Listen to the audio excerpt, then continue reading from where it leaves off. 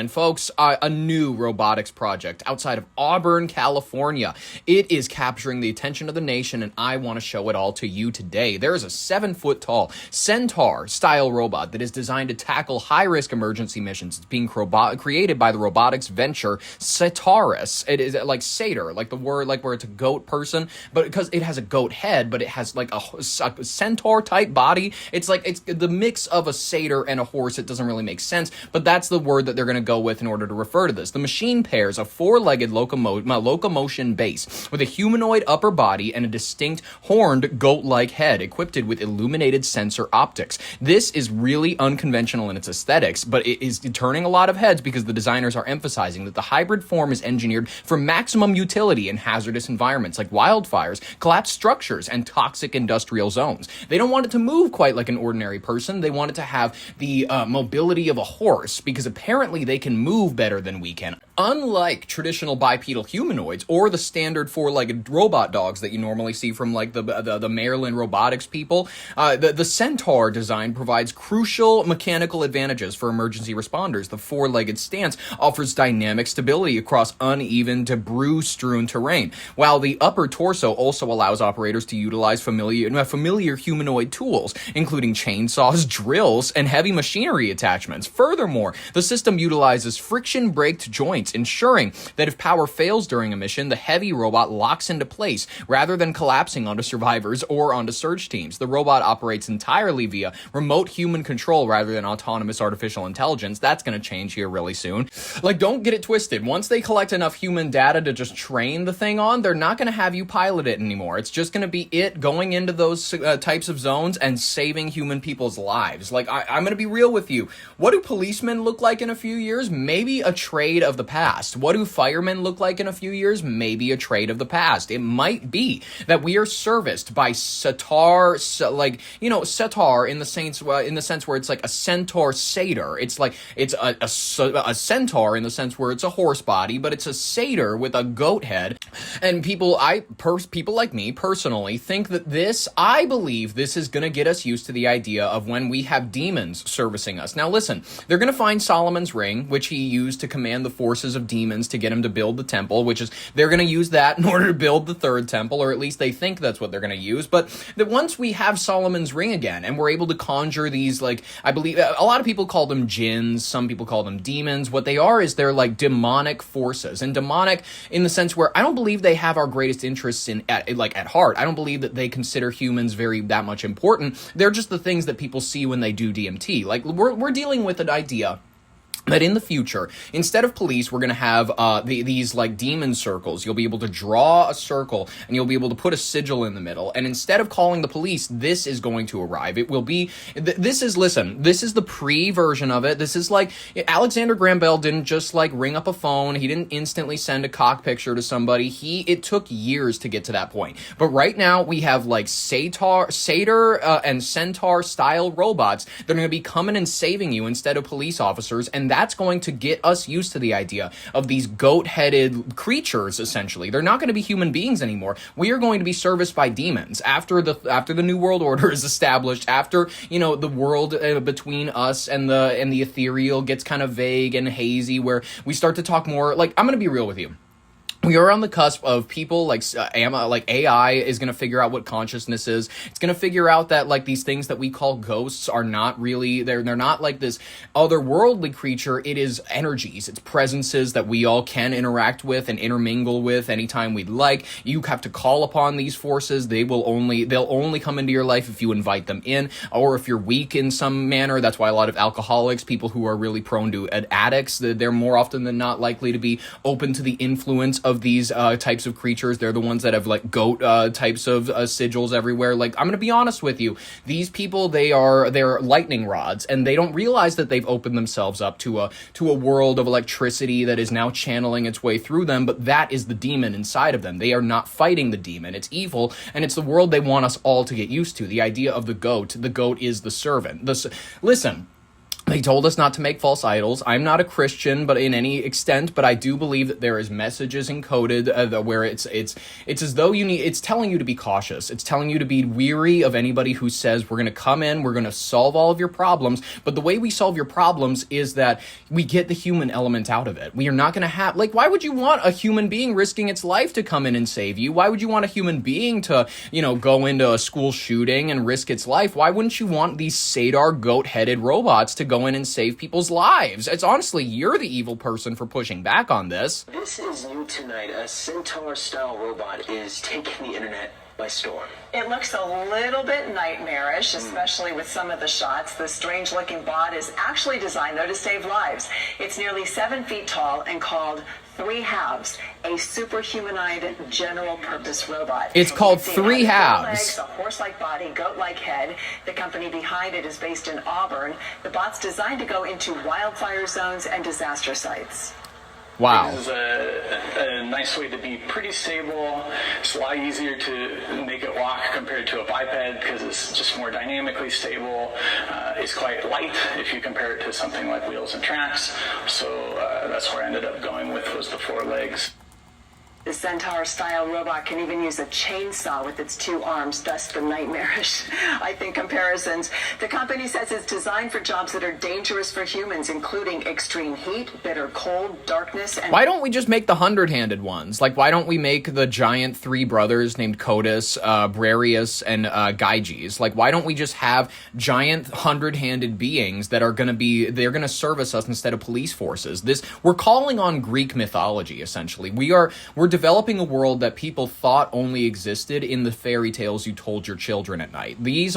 You have goat head servants that are going to be servicing you in a few years. Do you know why they're debuting this with like animal human-like features? Because when they debut the chimeras, when they tell you that, hey, curious little thing, but for like over the last 50 years, China and the United States have been coordinating this effort where essentially we're trying to, since they're the ones that are really good at organ developing and organ harvesting, we've been doing most of the research in China, but in general, what we have are these human-animal hybrids. We call them the chimeras. Essentially, these are people that have been intermingled either with pig DNA, other sorts of animals. We have tons of we have fish people. Like, we have people who can breathe underwater, and we've been developing them inside of these, like, underground laboratories all over the world, mostly in China, and then most of the time, what we do is we kill them before they get to full size, mostly because we like to harvest their organs, use them in ordinary people, see if we can't create some sort of mutant. This is happening all over the world, ladies and gentlemen. This is a lot of what Epstein's people were into also, because it was a giant breeding program. You wanted, essentially, also telepathy was a big thing they were invested in. The idea was like they were going to get into mind control. They were deep into the idea of like human mutants are a thing, the consciousness around us, we need to develop new sciences in order to measure it, because there's forces beyond us that we need to have ways of measuring, but we seemingly only have ways of watching it influence us. It's like how they want to say, what is dark matter? Get rid of the category of dark matter. We say that it doesn't exist, but it clearly does. We can't define it. We need to recreate the sciences so that we can define these undefinable things. Okay, ladies and gentlemen, I don't know what else to say about this except for, let's just hopefully they can convince us. Honestly, when these robots, you're going to look back on this in a second. You're going to go, man, it's actually kind of nice. It was nice to have these Sadar robots servicing us, but in the 2080s, when they go ahead and they just hide, they hide all those, they put them in warehouses, but they have actual satyrs, they have actual centaurs, they have actual human-animal hybrids out there in the world servicing us.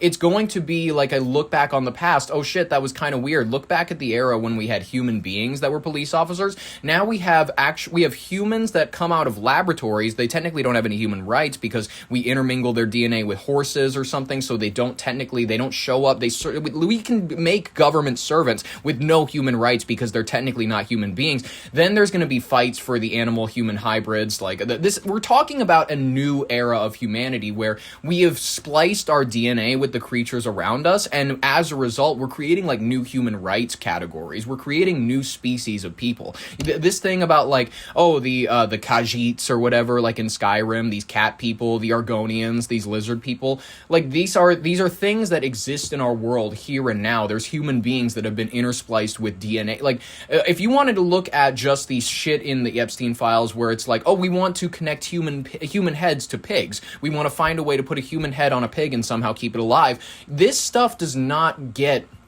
Like, it's not that hard to imagine where, like, how far they'll end up taking it, especially when you have unlimited money, unlimited power. The imagination is the limit. That is the only limit. And, of course, the imagination is dark. That's why unfortunately, that you have tissue farms where these children are, they never spend a moment outside of these tubes. They literally float in a saline solution type of thing until they have grown into the size that they need, just big enough to steal their kidneys. And then they kill it. And then they experiment with its DNA. They figure out what they like, would break it up into pieces. They're like, does it still age like a normal human being? They're in categories of science they don't have names for anymore. We are beyond the areas where, okay, maybe he just had like a weird dentist chair and he was taking all the kids' teeth out so he could suck his cock better. Like, no, guys, that dentist chair was likely to look and overview some of the dead half human, half animals that he had on that island. Guys, we're dealing with people that were creating monsters, literal monsters. And if that's hard to imagine,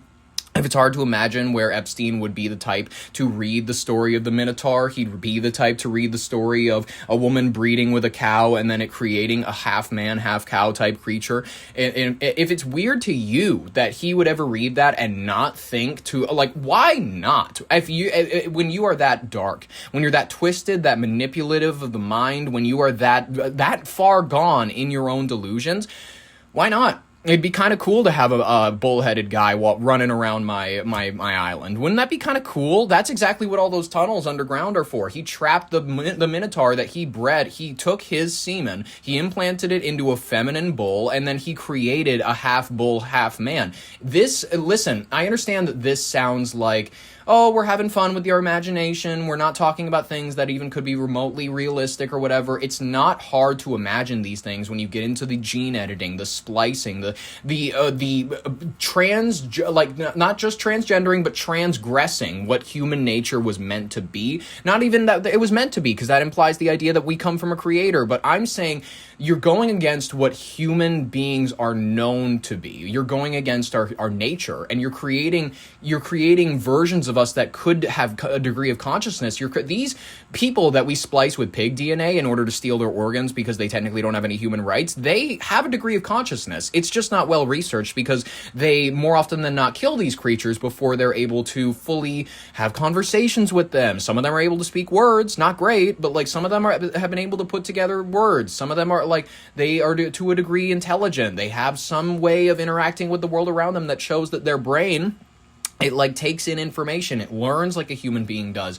But we kill these creatures because we don't treat them the same. It's just that they're not on the same level as us. We've created a slave class, and that slave class, you can talk about whatever. You can talk about gender rights. You can talk about race rights. You can talk about whatever. There are women, there are young girls that are being stolen away from their parents. Sometimes their parents are selling them into sex slavery. That happens even in America. But there are people that are in rooms right now that have a fetus in them that is not human. That is a thing that is happening all around this country, and it's verifiable. It's true. This is not hard to find it's not just in the Epstein files. This is Peter Nygard. This is life extending things. These are Keith Richards. Like, this is people that the Rolling Stones, many people have had this joke for many years that Keith Richards, I believe it was, did the blood transfusions for his heroin addiction. Guys, it was life-extending therapy. Peter Nygard was doing the same exact thing. He would impregnate women, kill the fetus of his own. It's half him, you know what I mean, so that his body will not reject the DNA. But he would literally inject the DNA of fetuses that he had murdered from his mistresses. Some of these girls as young as like 14 years old. This is something that sounds like it's out of a fairy tale. It sounds like something that is out of Greek myth. But then you start to realize maybe the Greek myth was influenced by reality. That maybe the people of ancient times were familiar with the practice of literally, you see witches grinding babies into mush. You see them, they cut babies apart. And they literally take their fingers, take their flesh, and they mortar and pestle it into this paste, like the witch in that one movie. And they smear it all over their bodies because they they understood that youthful blood was, to an extent, it rejuvenated them. The human body is rejuvenated by the blood of the innocent, blood of the youth. It might not have anything to do with their innocence. It might have anything to do with like how's their mental state at, except for like, oh yeah, adrenochrome has been found to have some degree of like, it reinvigorates people, that's for sure. We are dealing with, like, human beings have been doing this for millennia. It's something that has just kind of transverted into this like thing that's more so underground. Sure, there's pedophiles everywhere. Sure, there's like the average who's it, what's it's in a trailer park, like sexually abusing his niece. But then, like, if you have a degree of money, if you have some if you have some knowledge of the sciences, you understand that you can harvest fear in a way. You can harvest youth. You can harvest energy. Vampires are a myth and they are a story, but they're based on a degree of fact. And it's not hard. It's not that hard when you have an active mind, honestly, to draw that conclusion. It's not hard to see how a lot of these myths and a lot of these folklore, this witch who out there lives in a house made of candy, and she like kidnaps kids and makes them work for them and eats them and shit. Like, that happened. That probably has happened many times over, and it's just more so. I think Epstein in a few years is going to be like a bedtime story. I think Epstein is going to be this sort of like, mythologized, maybe. Do you guys, isn't it crazy to think that like a rich guy, like a king or a lord could like, just like sexually abuse young chambermaids and all this sort? Like, it's real life. It's stuff that's out there. It's verifiable, but it's just the way that the human mind can process it and deal with it is by mythologizing it, by creating folklore, by creating stories.